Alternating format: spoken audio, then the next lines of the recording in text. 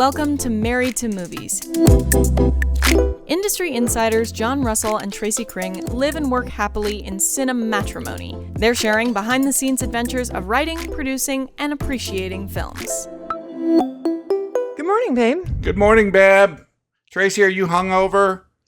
No, you said you were feeling tired. You were like, I'm tired. I need sunglasses. Wait. Why are you doing a little voice when you say what happened? Why? Because it's called imitation. Wasn't it? Couldn't it have been legitimate?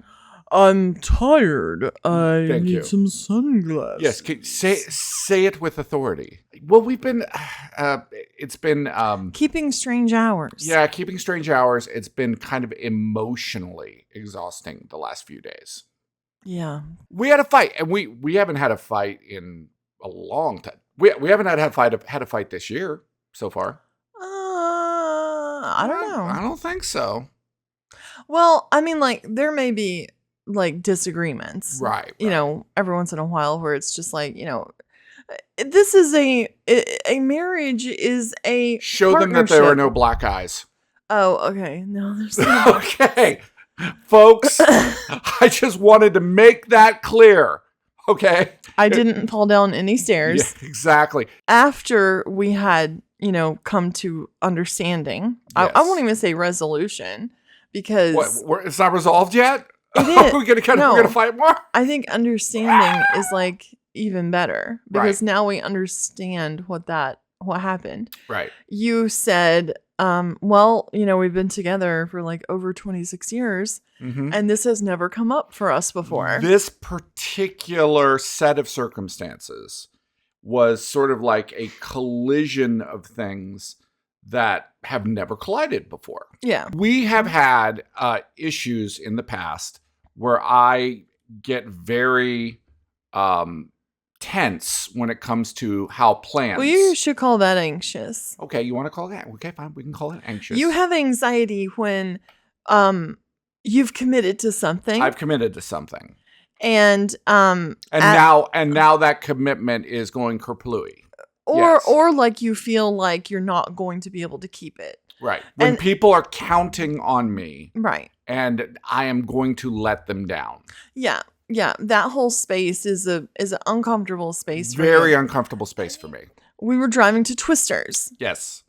And the engine light came on. Yes. It had come on previously. We had just replaced the air filter ourselves. We did. Which made you feel like you were all of a sudden a qualified mechanic. I'm a man's man, folks. It's like 4 screws. 4 screws. It came on again. Now, I have an anxiety issue, which is like, especially around cars. Right. I've had a lot of breakdowns in cars before. I have some PTSD, I guess, there. Once Tracy loses confidence in a vehicle, I'm done. She's done. I got to get rid of that thing. Let's get it out of here. Yeah. I don't trust this car anymore. Get the fuck out of my life. No, I need my anxiety not to be triggered every single time I put my butt in a car. Right. You know, because I'll have anxiety from the moment I leave to the moment I arrive. And then I'll have it once I arrive that we won't get home. Right. Because I hate being on the side of the road. Right. So the light has come on. I come home. We even didn't go get pizza because you were like, no, we're driving home right now. No, we're going home right now. Right. Well, the next day I was supposed to make a trip to New York City. And I'm like, okay, I've got to go to the city in the morning. And Tracy was like, no. Like, no, you're not doing that. I'm like, let's weigh the risk here. Risk reward. Let's count the cost on this because the engine light's on. Right. And to me, that basically means if you get in that car, you'll die. Right. Exactly. That's what it means to me. So I was trying to come up with all these ways. Well, you know, maybe you could just drive me to the train station and or I was at the bus. Like, no. Hell no, I'm not getting in that car. I'm not driving you anywhere. I'm that not going car any. is booby trapped. That's right. Problem is that I had your not anxiety. been there. I had not been at the job that I do in New York for like 6 weeks. And I really felt like I needed to be there. Right. And people were depending on me. Yes. So it was kind of like, the immovable force against the unstoppable object. My anxiety was high. Right. And very triggered that day. And my anxiety was high too, because I was like, this has to happen. In some situations, both of our anxieties are good things. Very positive. Are great things. Very, very, very, very positive. Are things that make us very effective. Yeah. Anxiety is not, is not negative. It's just energy. Mm-hmm. Okay. You just turn it negative or you turn it positive. Yeah, I agree. That's what we did. Our energy, we had definitely turned negative. Very, very negative. Basically, we had a fight. We kind of talked about it, but before we went to bed, got up, still it wasn't worked out, talked about it more. And then I remembered something that I had watched, and it was literally about the unstoppable force against the immovable object. And it was like a riddle of the Sphinx thing. It was actually on like Justice League. It was like on a cartoon. Oh, wow. Yeah, see, you always put down, cartoons, but like the Super Sphinx was asking Superman the question. Okay. All right. And if he didn't answer it right, Lois Lane was going to be killed. Uh-oh. Okay, Lois Lane was going to be killed. And the answer to the question is you surrender. Both have to surrender. Both have to surrender. When the unstoppable force meets the unmovable object, you both have to surrender. Right. As reluctant as I am to say it, that is a form of anxiety, even though I've always said, that's my integrity. I'm you can count on me. I say something and it's going to happen. But, if your integrity becomes negative, if that energy turns negative, and you start attacking people. What happens it's not if good. It can't happen? Because there's situations in life that are going to occur where you can't keep your word. Right. You can't. Right. Or the circumstances. For instance, the circumstances have changed to the fact that we need a new plan. Right. Yeah. We need a new plan. Yeah. And you can't just keep doing something ineffective. You just can't keep slamming into the wall. No, it's like the commitment you made to work on the Jester as second AD. Right. And then you had appendicitis. Right. Well, that's life. Right. You can't help that. Right. And also, it's a bit of weird ego when you think a thing can't exist without you. I've had to learn that in my life. I don't think that we needed to go there. No, I've had to learn that. I've had to learn that if I don't do it, it still gets done. It's just not done by me. That's true. That's true. Bring Helen Hunt back. Right. Bill's dead in real life. Right. Bring Helen Hunt back. I was talking to a guy last night and he suggested, why couldn't she have been like Helen Hunt's granddaughter? Oh, well, it could have been, her granddaughter, sure. Her daughter. And then when they go to the house, it's Helen Hunt. Yeah. She goes to her grandma's house. I mean, whatever happened that didn't happen sucked. And if it was Helen Hunt's manager or agent, or if it was the filmmakers or whoever decided that maybe Helen Hunt was too obscure right now, or I don't know, why ever Helen Hunt wasn't in that, they can go fuck themselves. I was reading an article where the director's complaint about Twister. The director of Minari. Yeah. Yes. He was saying that, it wasn't really showing damage. Oh, he wanted to show some damage. Yeah, he showed a lot of damage. He showed a lot of towns, smashed. He did. And I really liked that part. I thought, yes, that's like a level of filmmaking, Well, there were you could see on the dirt and on, in a field, you could see what the Twister had done. Yeah, its path, which was very cool. Yeah. It was very cool. Okay, so spoiler alert. Well, okay, and I'm going to say, we're spoiling this thing. Do you want us to be able to talk about it or not? That's true. Well, one of the things at the very beginning, all of a sudden, Sally Draper shows up. Yeah, we're rewatching Mad Men right now.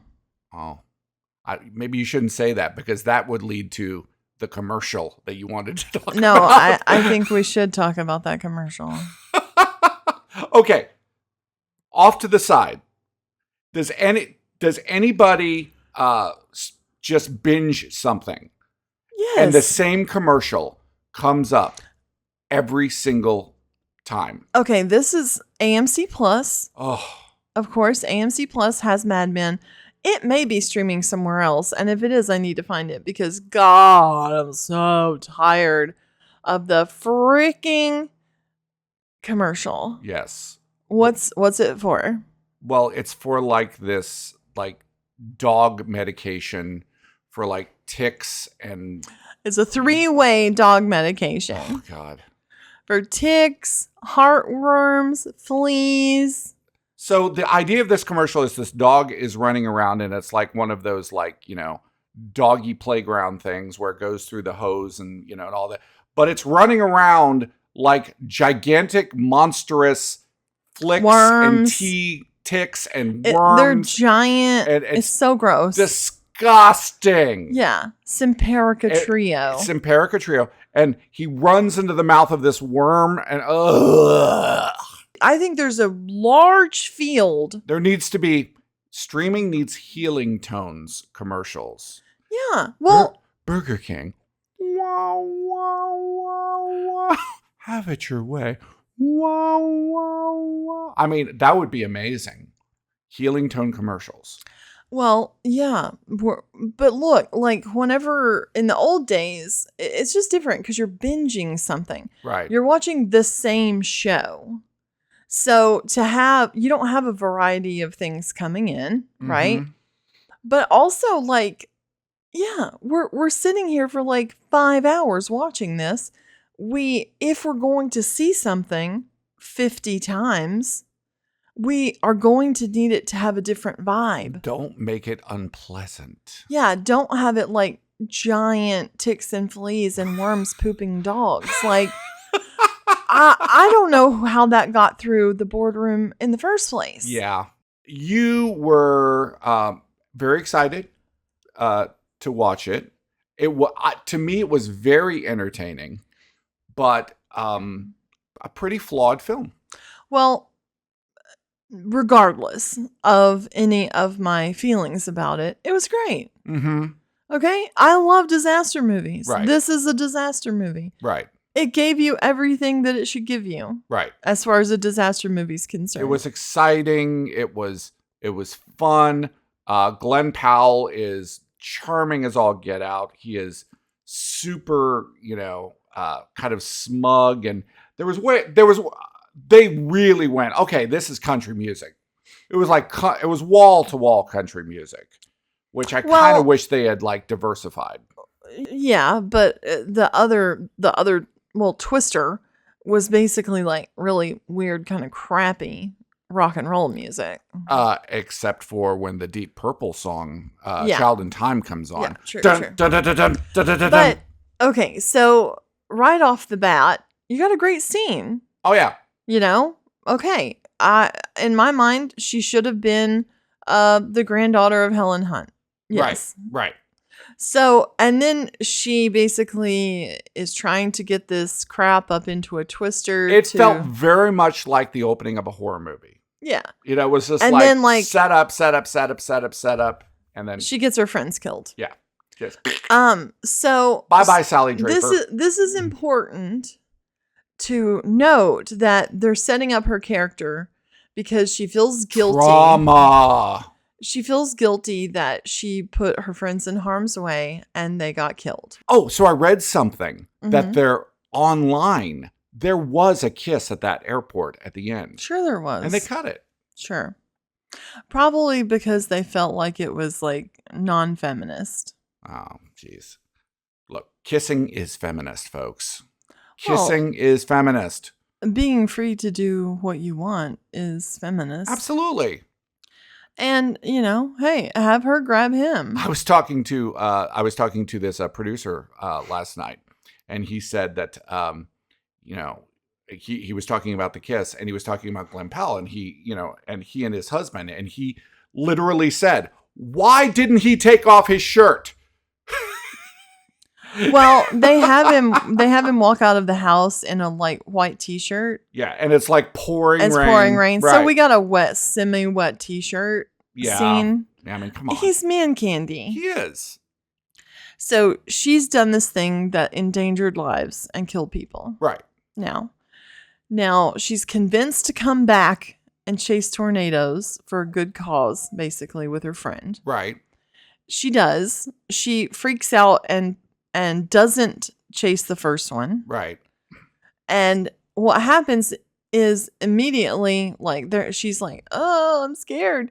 And Glenn Powell's character, with his YouTube channel. Yes. They have a live streaming tornado YouTube channel. Right.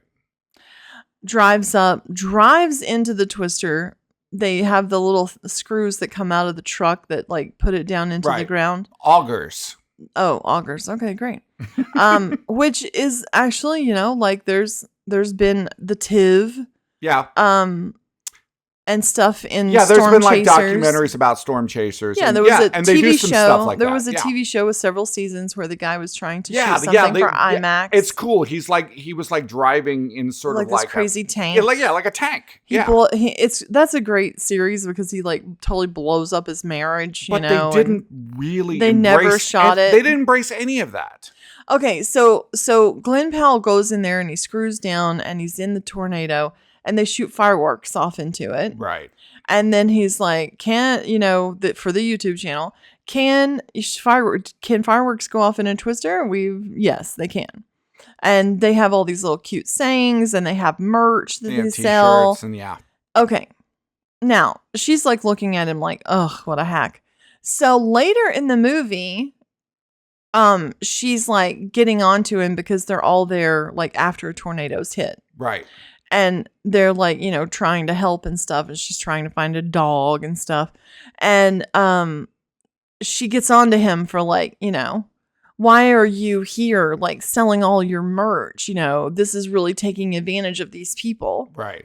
And this girl on his team walks up with like a box lunch and a water. Right. And she's like, "Hey, you want some food?" And she's I can't afford it.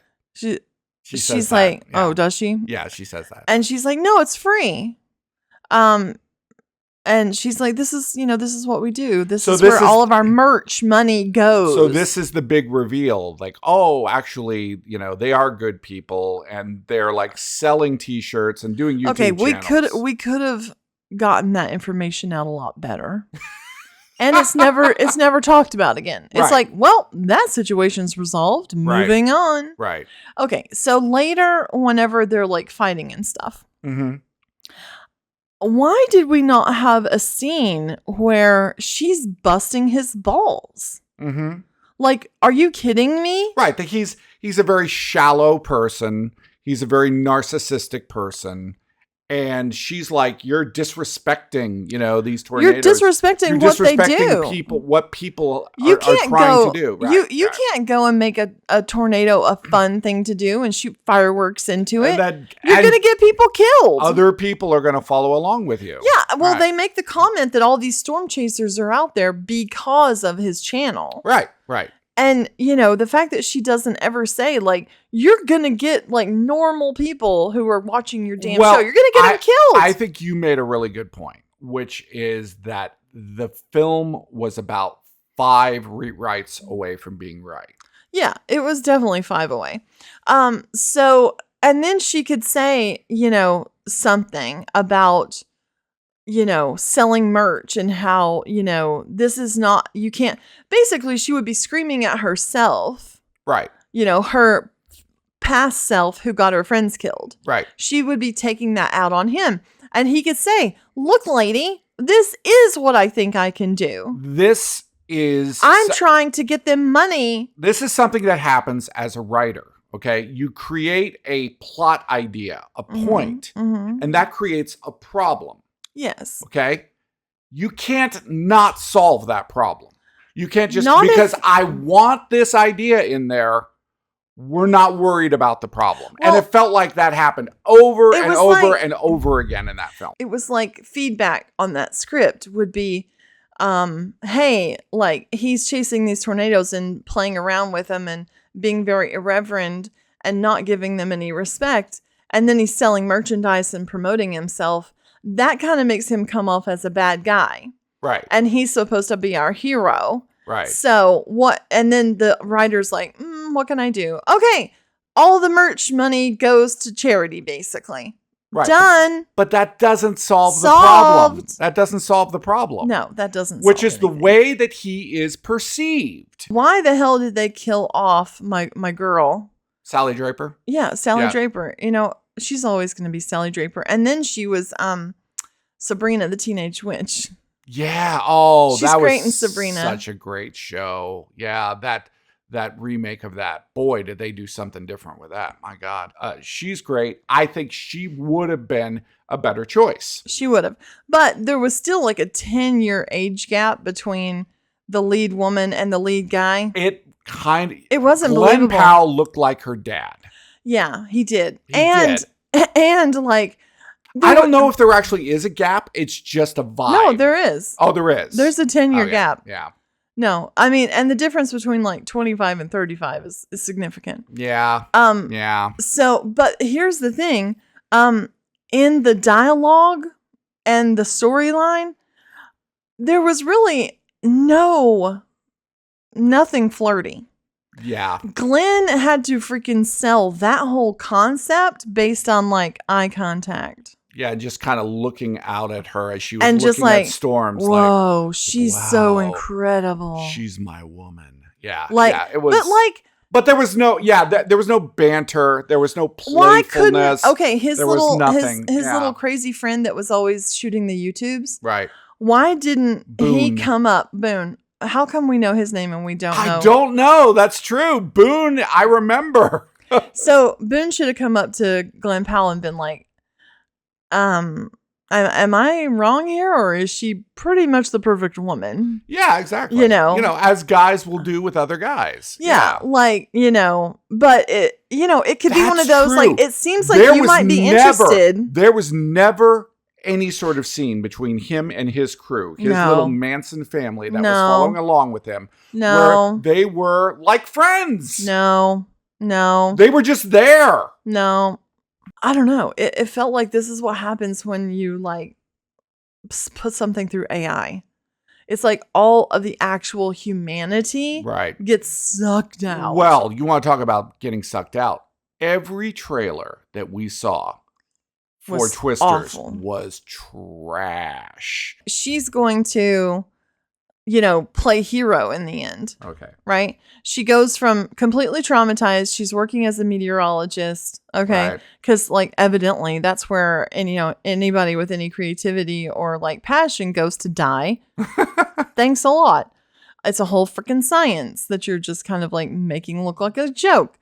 And then we find out like Glenn Powell's highly educated Yes. later. Yes. And then all of a sudden he's like, oh, wow, you got a brilliant idea. Let's go make it happen. Oh, God. Like, things can't just come out of nowhere. Yeah. And don't even get me started about the fact that she's ignoring her mom's calls. Yes. Who Who seemed really miscast to me. she was totally miscast. Yeah, she's like this. She's got this mouth. She's like this Brooklyn. She's always plays like this New York Brooklyn type, and she's like this farmer. I mean, they just like put her doesn't- in like pearly button shirts to sell it. Yeah, it really didn't work. No, but like, yeah. why are you taking this out on your mom? Why is she not in therapy? Like, why is it your mom's problem and you're ignoring your mom? And then all of a sudden you're in town and you go see your mom. And it's like, we don't get any kind of conversation of reconciliation, nothing. Right. You've just been ignoring her because you're an asshole. Yeah. Yeah. And there's a moment where Glenn Powell, and God bless the guy, he worked really hard to try to cultivate something in physicality Right. to sell the idea that he was interested in this woman. Well, we just saw him in the movie Hitman, And he was great in that movie. Yeah, and he's charming. He really showed that he has chops. Yeah. Yeah. But like there's this moment that happens whenever he's like saying goodbye to her mom or talking to her mom, and he sells it in this way where you feel he wants to impress the mom. Right. In a way that a guy would want to impress a mom if he was interested in the daughter. Right. And he just sells that with his body. Right. He has no fucking dialogue to Right. do any of this with.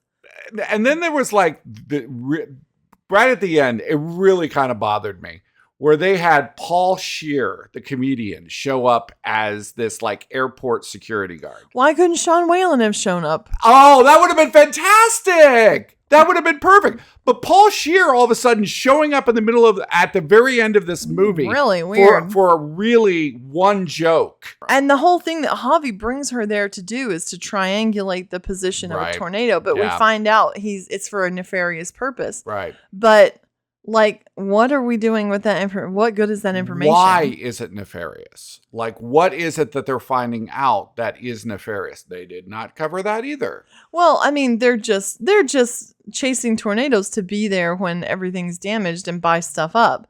And the guy who's playing Superman, he's the guy who's like on the Javi's team, Yeah, he's really hip about like, hey, you know, let's do this for the money and like give this Right. evil dude, like let him come through and buy all these properties after they've been completely damaged. Right. And he's just like, what are you doing, man? Like, it's Yeah. not about, like, who cares about people? You know, I mean, just I don't think he said that, but yeah. basically, That was the vibe. Yeah. basically, if you had typed that into ChatGPT, it Yeah. would have given you the guy's dialogue. Yeah. Yeah. Well, you know, go see it for some tornadoes, folks. I mean, the actiony stuff was good. Yeah, it was great fun. This movie, the script just got pooped out, and everybody was like, "Yeah, good enough." I mean, it cost a lot of money. How come at no level did like Daisy, whatever her name is, did she not say, guys, like, what? How am I supposed to like make this character like a believable human? Glenn Powell managed it, even with the material he was given. Yeah. She didn't. Yeah. I would And agree. maybe that makes her a worse actor. Maybe. Interior, Ian Solange's office, space station. Ian Solange's office has a huge curved window and a vista view of Earth. Miss Smalls knocks on the door and enters. Ian, this is your first time off planet. What do you think? Miss Smalls, it's overwhelming, sir. Ian, it feels like home. Miss Smalls, I have the destinations you asked for. Go ahead, please. Hugh, Cygni B. Bren, Kepler 69c. Matthew, Kelt 9b. Brahm, Hat P 11b. Miss Smalls, forgive me, but you're reading these destinations off like items from a takeout menu. I'm sorry, sir. It's not your fault. Science lost the awe of creation. Kepler this, Kepler that. It's like classical music. Sir? Someone will happen across the most beautiful thing they have ever heard, and it will be called the Bach Chaconne from Partition No. 2 in D minor for solo violin. Wouldn't it be easier if it had an actual name? I'm not sure I know. Trust me, you do. Names matter. Kepler 69c is apparently 3 times larger than the Earth. It could be 3 times more beautiful. It could sustain 3 times more life. It just needs a really good name. Any suggestions?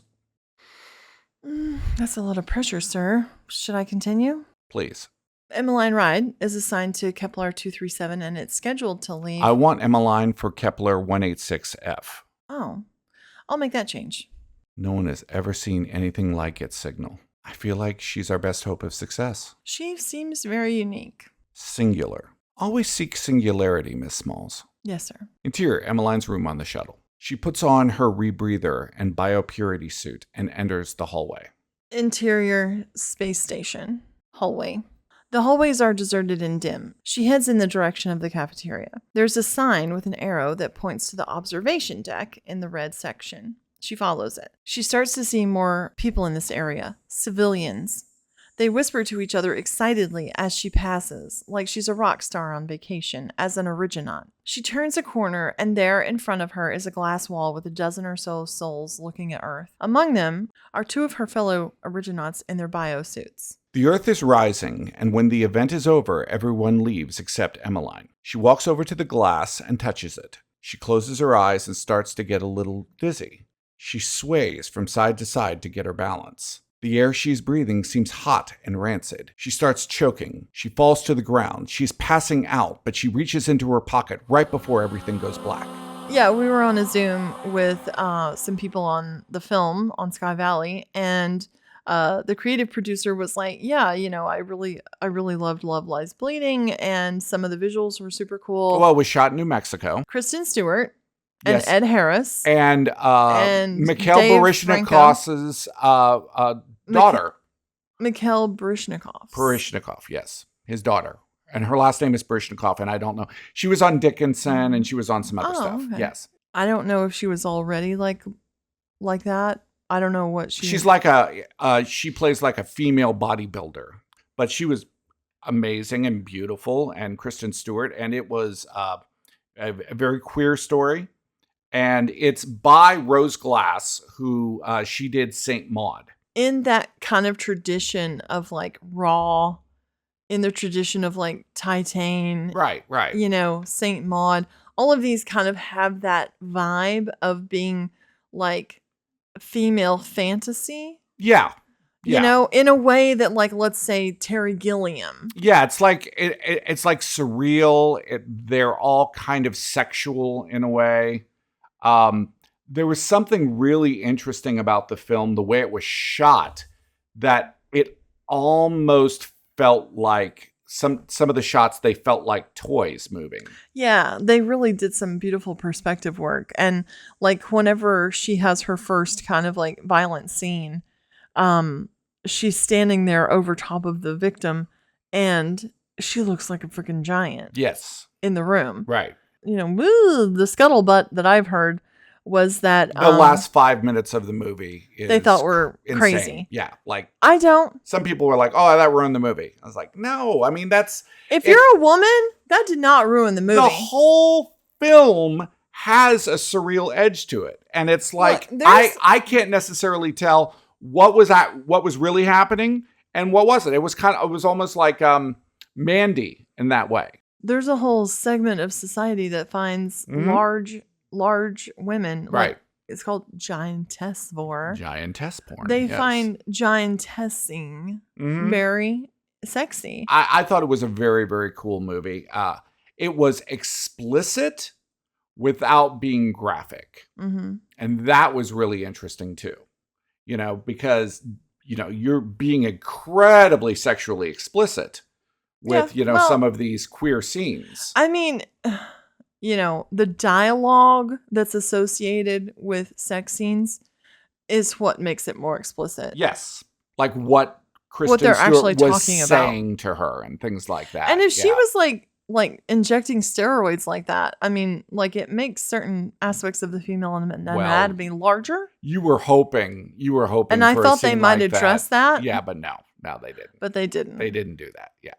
I mean, like, I think that would have been really cool. It was pretty. Ed Harris was interesting. He was. Very understated. He looked crazy. He looked like a David Lynch character. Yeah, he really did.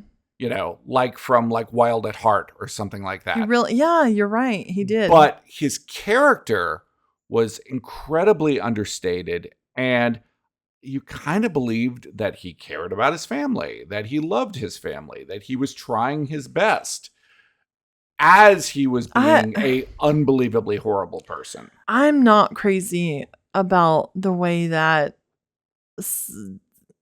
domestic violence is being portrayed in films right now. Yeah, but see, Kristen Stewart, though, she says, oh, I get it. You're a moron. But, like, it's just tough to make a character that pathetic. Yeah. And not explain why that's happening. Right. To put that character in a position where she seems so moronic. Right. And not give her any ability to explain or justify to the audience. Right. I think that's tough. I think as writers, you always have to consider that even if a character does something incredibly unlikable, there always has to be a reason that makes sense. Even if you disagree with that reason, as an audience member, you have to go, well, this believe is what that. they believe. Yeah, this is what we're getting. Yeah, and like Kurt Vonnegut famously said, you know, every character has to want something, even if it's a glass of water. Right. And especially when you're dealing with domestic violence, I just feel like it's not fair that we don't know what her character wants. Right. Because it seems like that. she just wants to get beat. Right. I mean, I would say she wants to be married, or she wants him. She wants him, but why does she want him? Like, what is it that we he don't know. brings? We don't know. Maybe you could have had a scene where she's just so afraid of being alone. Well, their mother left them. Which they never really covered, like what actually happened. She could have been killed. Yeah, right. You know? But that was the theory. Yeah. But like, has this caused a fear of abandonment? Mm-hmm. You know? I mean, there just wasn't, I just feel like it's short shrifting the whole idea of domestic violence. Just don't include it if you can't treat it respectfully. Mm-hmm. Because it's a very complex and difficult issue. That's right.